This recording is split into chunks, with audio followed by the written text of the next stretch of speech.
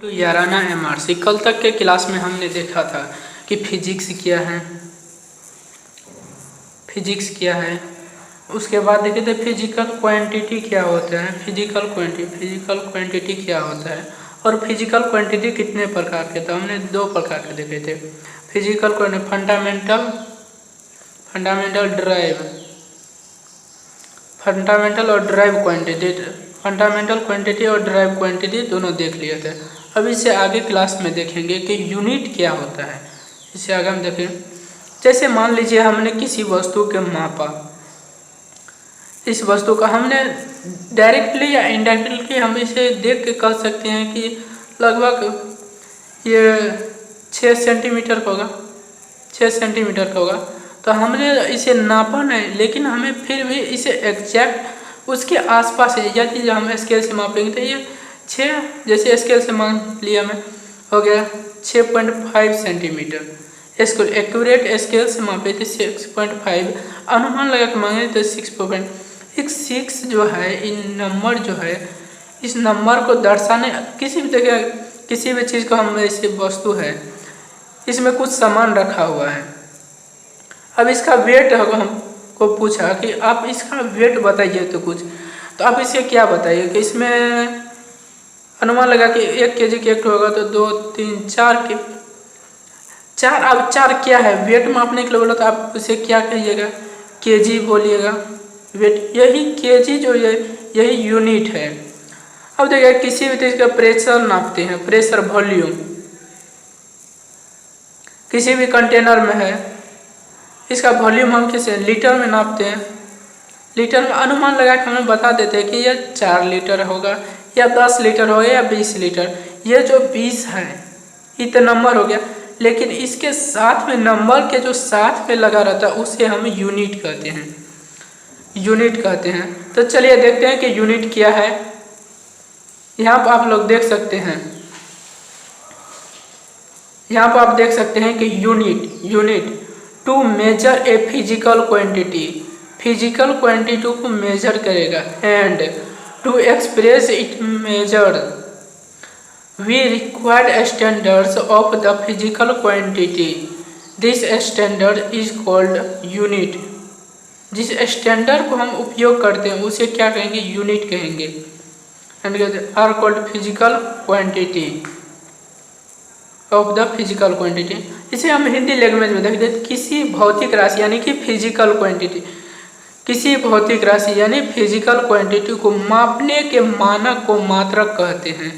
उसे जो मापते हैं किसी भी चीज़ से मांगे, जैसे हम आपको एक छोटा सा लकड़ी दे दीजिए, छोटा सा लकड़ी दे दिए, लकड़ी का टुकड़ा, तो इसी को आप लेंगे मापने के लिए। तो नॉर्मली है कि आप लोग मापिएगा तो सेंटीमीटर में नापिएगा या इंच में या मीटर में, या कंपैरिजन करिएगा कि कोई 1 मीटर के वस्तु है, इस 1 मीटर के वस्तु से ये आधा है या पूरा बराबर है, तो आप इससे देख सकते हैं ना कि 1 मीटर का होगा, 1 मीटर का होगा।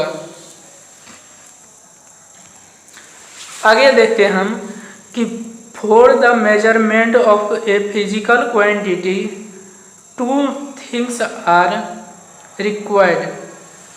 पहला देखते हैं नॉमरिकल वैल्यू। नॉमरिकल वैल्यू को हम n से सूचित करेंगे। n का मान 1, 2, 3, 4, 5 और 7, 8 इन्फिनिटी तक कुछ भी हो सकता है। दूसरा देखेंगे द यूनिट u, जो यूनिट लिखेंगे उसको u से सूचित करेंगे। In which the physical quantity is expressed, physical quantity में एक्सप्रेस कर लेंगे। जैसे अर्थात फिजिकल क्वांटिटी बराबर नंबर गुना यूनिट, नंबर गुना यूनिट हो गया। तो एक्सप्रेस देखिए, लेंथ ऑफ रोड का लेंथ है 4 मीटर। तो ये लेंथ जो है तो ये क्या है, फिजिकल क्वांटिटी। लेंथ क्या है, फिजिकल क्वांटिटी 4 मीटर। मीटर क्या हो गया, इसका यूनिट हो गया। 4 मीटर लंबा है, 6 मीटर, इसके साथ मीटर इंच भी हो सकता है, ये और कुछ भी ढेर सारे। जैसे देखिए 4 मीटर क्या हुआ, यूनिट हो गया। जैसे हम किसी भी चीज़ का हम निकालेंगे, जैसे हम यहाँ देख रहे हैं मास का कैसे निकालेंगे, मास का जैसे हम कोई मास, तो उसका फिजिकल क्वांटिटी हो गया। लेकिन हम देखते हैं किसी एरिया का, तो लंबाई गुना चौड़ाई यानी कि लेंथ गुना ब्रेथ, तो एल गुना एल। तो यहाँ पे देखिए एल लंबाई, ये भी लेंथ हो गया प्लस ये भी लेंथ, ये दोनों क्या होगा length, length square, length square. इससे आगे देखते हैं कि x बराबर n1u1 बराबर n2u2। x का देखिए x बराबर n1u1 बराबर n2u2, जहाँ पे n1 देखेंगे तो numerical value of physical quantity having unit 1, unit u1। दूसरा n2 देखिएगा तो numerical value of the same physical quantity गुण हैविंग यूनिट 2। n1 u1 बराबर कांस्टेंट, n1 n u बराबर कांस्टेंट हो गया, तो n बराबर कांस्टेंट बटे u। अब देखिएगा u क्या है यूनिट, u यूनिट है, n न्यूमेरिकल वैल्यू। तो देखिएगा यूनिट जब छोटा होगा तो न्यूमेरिकल वैल्यू बड़ा होगा, यूनिट जब छोटा होगा तो न्यूमेरिकल वैल्यू बड़ा होगा। अब देखिएगा जब न्यूमेरिकल वैल्यू बड़ा होगा तो यूनिट छोटा होगा। जैसे एग्जांपल के लिए हम देख लेते हैं, जैसे कि 10 सेंटीमीटर है, नहीं 10 सेंटीमीटर, 10 सेंटीमीटर। देखिए इसका यूनिट छोटा बड़ा हो गया है, इसी को हमें मीटर में चेंज करना है, इसको हमें मीटर में चेंज कर लेंगे। क्या करेंगे 100 से भगा देंगे, 10 बटे 100, 100 में 2 0 नहीं कटेगा, 10 बटे 100, 1 तो 0 1 तो यानी कि 0.1 मीटर। अब यहाँ पर आपको समझ में चला आया होगा कि जब देखिए u क्या है, u unit n numerical value, unit का मान जब छोटा होगा, यूनिट का मान जब छोटा होगा तो न्यूमेरिकल वैल्यू बड़ा, और न्यूमेरिकल वैल्यू का मान देखिएगा जब छोटा होगा तो यूनिट बड़ा होगा। यहाँ पर नोट में लिखा, यहाँ पर नोट में हम देख लेते हैं कि स्मॉलर, यहाँ पर आप देख सकते हो smaller the unit large will the numerical value. जब यूनिट क्या होगा, जब यूनिट छोटा होगा तो न्यूमेरिकल वैल्यू बड़ा, जब न्यूमेरिकल वैल्यू बड़ा रहेगा तो यूनिट छोटा। चलिए इसे आगे हम देखते हैं। आगे हम समझते हैं कि यूनिट की विशेषताएं, कैरेक्टरिस्टिक ऑफ यूनिट, यानी यूनिट की विशेषताएं क्या होनी चाहिए। एक नंबर में आप देख सकते हैं it should be well defined, वो क्या होना, डिफाइंड होना चाहिए, ऐसा नहीं से वो यूनिट हम यूज कर रहे हैं जो डिफाइंड नहीं है। दूसरा चीज़ देखते हैं it should be accepted internationally, यानी कि हम जो उसे मापेंगे, जैसे किसी भी चीज़ को हम यहाँ पर 2 सेंटीमीटर माप के दिए किसी ऑब्जेक्ट को, तो अमेरिका में ऐसा नहीं होना चाहिए कि वहाँ पे उसी 2 सेंटीमीटर को वहाँ पे दूसरे वैल्यू में मापे। जो इंटरनेशनली मान्यता प्राप्त हुआ उसी को हम एक्सेप्ट करेंगे। बाद बाकी देखें it is should be not changed from the plane to plane and time to time, time के अकॉर्डिंग भी उसे चेंज नहीं होना चाहिए। प्लेस टू प्लेस दिया हुआ है, किसी यहाँ से यहाँ या दूसरे जगह जाते हैं तो तब पर भी हमें चेंज नहीं होना चाहिए। तीसरा देखते हैं कि it should B of suitable size, उसका साइज भी बहुत बड़ा नहीं होना चाहिए, सुटेबल साइज होना जिससे मापने में, ताकि हमें भी सहूलियत हो। बहुत बड़ा हो जाएगा तो मापने में दिक्कत, वस्तु छोटा बहुत बड़ा ले, तो जिसके सुटेबल साइज के, जैसे हमें मान लीजिए कि हमें इतना बड़ा वस्तु दिया गया है, तो हमें क्या करें, नॉर्मली स्केल देखेंगे 15 सेंटीमीटर लेके इसे माप सकते, लेकिन वस्तु यदि बहुत बड़ा हो तो इसे छोटे से मापने में हमें बहुत सा दिक्कत होगा ना, इसलिए इसे हमें बहुत बड़ा स्केल लेना पड़ेगा, एक बार में इसे हम माप सकते हैं। इसी तरह देखते हैं उसका साइज भी बहुत बड़ा या बहुत छोटे भी नहीं होना चाहिए, नॉर्मली सूटेबल साइज होना चाहिए। चौथा देखते हैं it should be not change with the physical condition such as temperature and pressure, यानी कि फिजिकली कोई भी स्केल हम बना लिए, उसे फिजिकली कोई भी तरह का प्रेशर या दबाव किसी भी तरह से वो चेंज नहीं होना चाहिए। जैसे मान लीजिए यहाँ के हमें एक छोटे से टेम्परेचर यानी वस्तु तो स्केल हम बना लिए, स्केल बना लिया, इस पे हमें बाहर में रखेंगे तो प्रकृति में प्रेशर भी है ना ढेर सारे, इस पे ऐसा वस्तु का हम बनाए क्यों नहीं जिस पर न कोई प्रेशर और नो टेम्परेचर का प्रभाव पड़ता हो, ताकि यहाँ से हमें दूसरे जगह भी लेके जाए तो उसमें हमें दिक्कत नहीं हो। अगला देखते हैं टाइप्स ऑफ यूनिट। अगला देखते हैं टाइप्स ऑफ यूनिट। एक नंबर देखिए फंडामेंटल यूनिट। फंडामेंटल यूनिट में तो मतलब है आप समझ गए जो कि चेंज नहीं होता, इंडिपेंडेंट स्वतंत्र नहीं कुछ। जैसे हम लोग ABCD पढ़ते हैं तो ABCD में ABCD सब इंडिपेंडेंट जेड तक है, इसमें सब इंडिपेंडेंट है। ऐसा थोड़ी है कि किसी एक पर डिपेंड है। इंडिपेंडेंट में यही हुआ। आप डिपेंड में देखिएगा, जैसे कोई इंजीनियरिंग में देखिएगा, आप इंजीनियर है तो इंजीनियर में ढेर सारे फंडामेंटल जो यूनिट हुआ, इसको मान लेते फंडामेंटल, ये सब मिलके ने बना इसको ड्राइव क्वांटिटी। तो फंडामेंटल का मतलब हुआ कि वो स्वतंत्र होना, किसी भी दूसरे चीज पर अब डिपेंड नहीं रहेगा। तो यहाँ पर देखते हैं ए फंडामेंटल फॉर बेसिक, इसे बेसिक यूनिट भी कह सकते हैं। फंडामेंटल यूनिट को हम बेसिक यूनिट भी कह सकते हैं। कहता है a fundamental unit is the which is independent of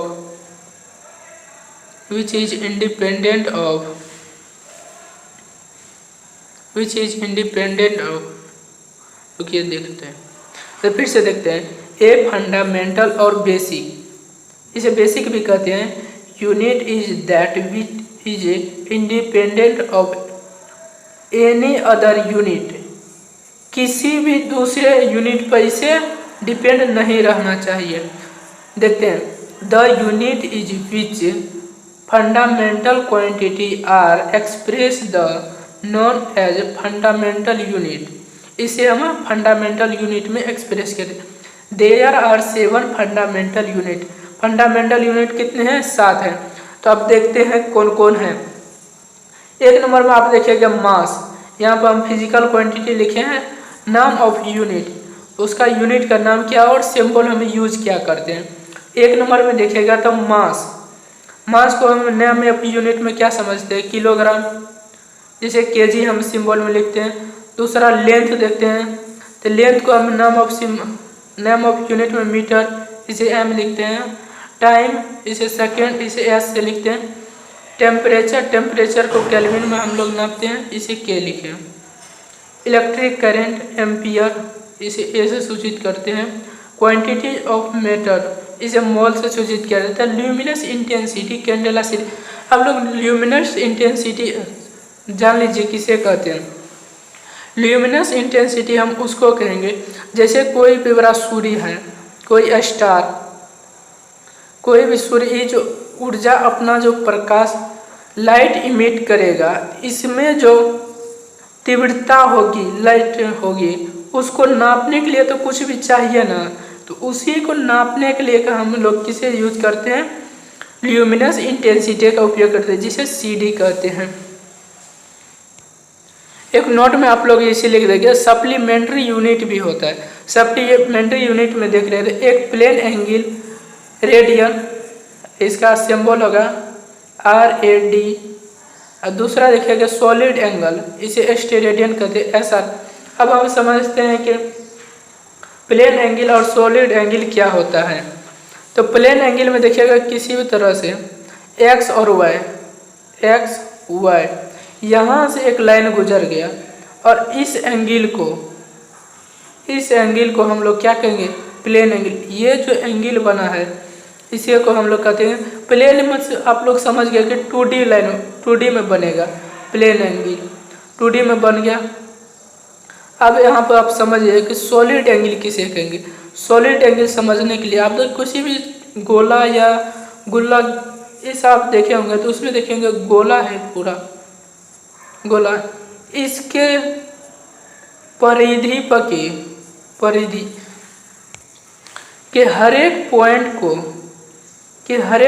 को एक पॉइंट ऐसा होगा ना कि जो कि मिला दे, ऐसे मतलब ऐसे आएगा मिलेगा। तो यहाँ पे बीच में जो कोण जो बन रहा है उसी कोण को हम कहेंगे प्लेन एंगल। इसके लिए हम देख रहे हैं एक जैसे ये सब पॉइंट को एक पॉइंट पर लाकर मिला दीजिए, सबको एक पॉइंट पर लाकर मिला दीजिए।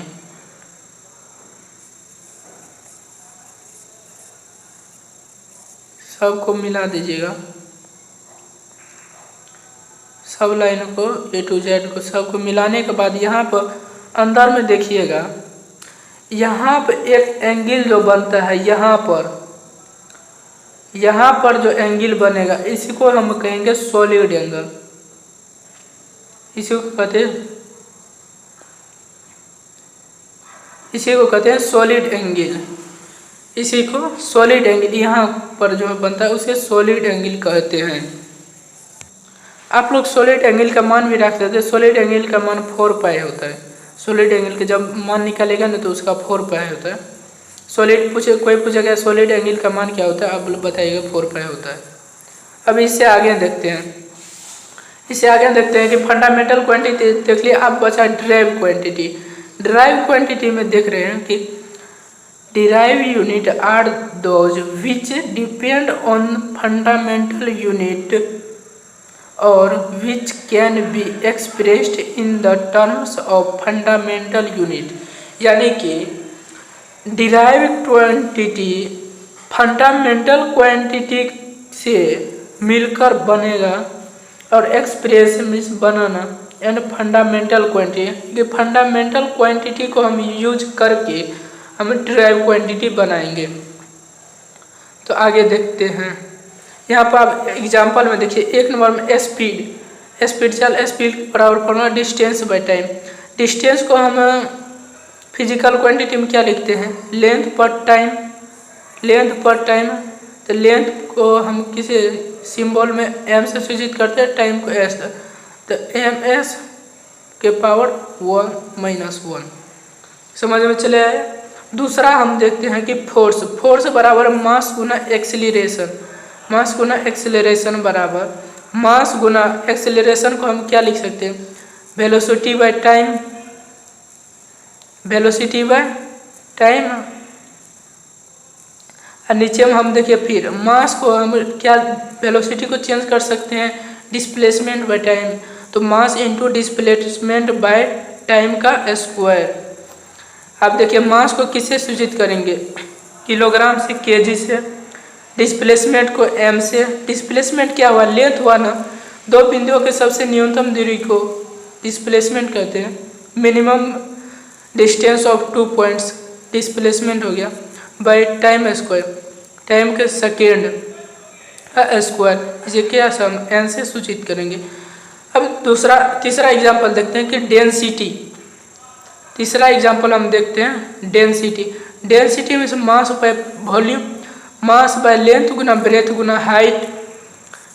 डेंसिटी को किसे रो से सूचित करते हैं, रो इक्वल टू मास को किसे फिजिकल क्वांटिटी